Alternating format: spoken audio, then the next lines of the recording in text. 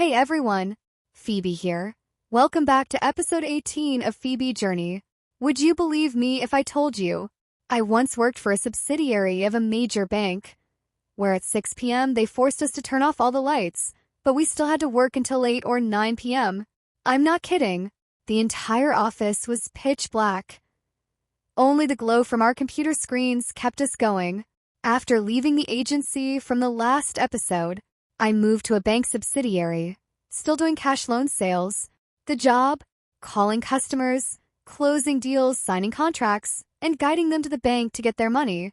It sounded way more professional than my old job, but in reality, well, that's debatable.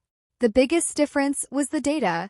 At this subsidiary, we were given hot leads, customers with higher credit ratings, fresher profiles, and easier to close. And the difficult ones? The bad debts. The old files, those were the ones dumped onto the third-party agencies, like the one I worked at before. And the interest rates? Still the same, 25 to 55% per year. I was stunned when I heard that. But when you're in sales, you're trained to say one thing. Ma'am, I just process the files. The rates are decided by the system. At my old agency, we left at 5 or 6 p.m. But here, 8 or 9 p.m. And it gets worse. At that time, too many customers were complaining, so the bank made a rule. No calls after 6 p.m. 6 p.m. lights off. To an outsider, it looked like everyone had gone home, but inside, we were all still there, sitting in the dark. The room was silent, except for the screen light, the clicking of mice, and the clacking of keyboards. And the worst part, the keyboards didn't have LED lights.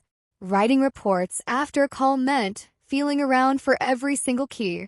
I felt like a hacker, not a salesperson. The only thing that was better was the base salary, which followed the law.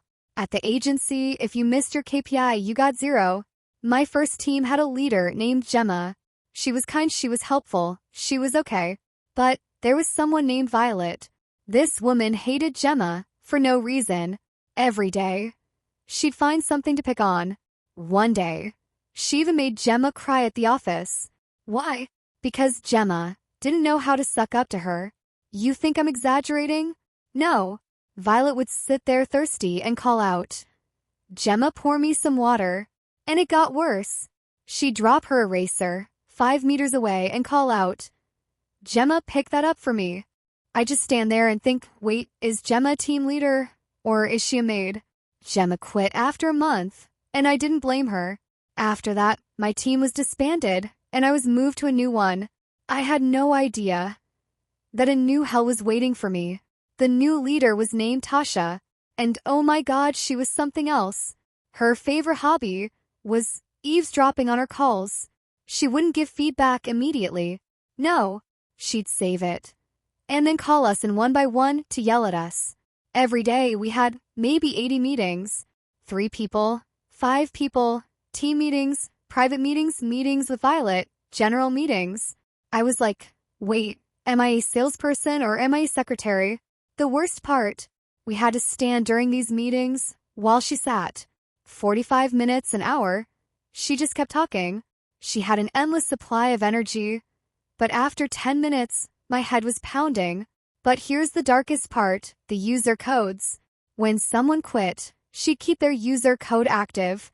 Usually, new hires wait 2 weeks for a user code, but she had a faster way.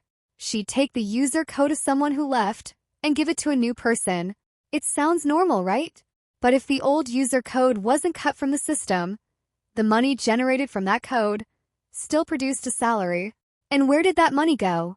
You can do the math yourself.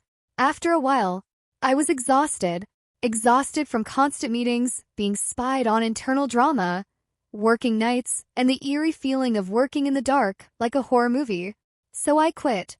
If you guys enjoyed these stories, remember to like, share, and subscribe to Phoebe Journey, because believe me, the drama is far from over. See you in episode 19. Phoebe Journey.